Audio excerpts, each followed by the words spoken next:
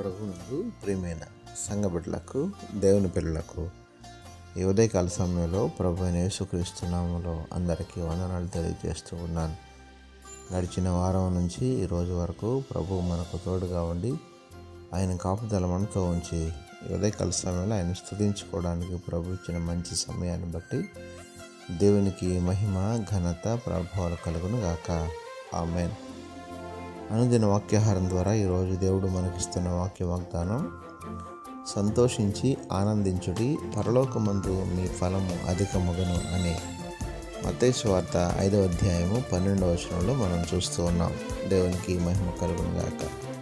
ప్రియమైన దేవుని పిల్లలారా, ఈ మాటను మనం గమనించినట్లయితే మన ప్రభు వాక్యానుసారంగా ఆయన సెలవిచ్చేది ఏంటంటే, మనము దేవునిలో ఆనందించాలని, దేవునిలో సంతోషించాలని, ఆయన సహవాసములో మనం ఫలించాలని, ఆత్మీయతలో అభివృద్ధి పొందాలని, సంఘ జీవితంలో, ఆత్మీయ జీవితంలో, విశ్వాస జీవితంలో ఎప్పటికప్పుడు బలపడుతూ ఆ ఫలాన్ని మనం పొందుకుంటూ ఉన్నట్లయితే ప్రభు అంటున్నారు, అంటే ప్రభు ఇచ్చే ఆశీర్వాదం ఎలా ఉంటుందో మనం చూస్తూ ఉన్నాము.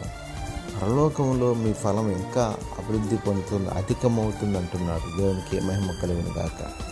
కనుక ఈనాడు మనము కేవలం లోక సంబంధమైనటువంటి విషయాల్లోనే సంతోషించడం కాకుండా, ఆత్మీయతలో, విశ్వాసములో, సహవాసములో, సంఘములో, సన్నిధి విషయంలో మనం ఎల్లప్పుడూ సంతోషించి ఆనందించేవారుగా ఉన్నట్లయితే మన ఫలము అంతకంతకు అధికమవుతుందని ప్రభు వాగ్దానం ఇస్తున్నారు.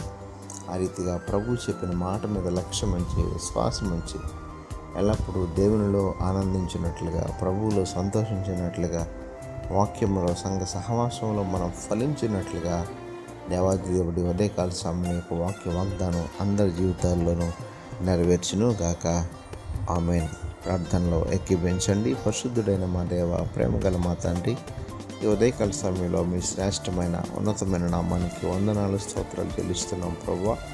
ఈరోజు మీరు మాకు ఇచ్చిన వాక్య వాగ్దానాన్ని బట్టి నీకు స్తోత్రాలు. ఈ వాక్యం అందరి జీవితాల్లోనూ కూడా నెరవేర్పులోనికి రావడానికి మరి మీరే సహాయం చేయండి. అందరినీ ఫలించినట్లుగా, వారి ఫలం అధికమగినట్లుగా ఆశీర్వదించండి. ఈరోజు పుట్టినరోజు, పెళ్ళిరోజు జరుపుకున్న బిడ్డలు ఎవరైతే ఉన్నారో వారందరినీ పేరు పేరున దీవించి ఆశీర్వదించమని యేసుక్రీస్తు వారి అతి పరిశుద్ధమైన నామమున అడిగి వేడుకొనుచున్నాము తండ్రి.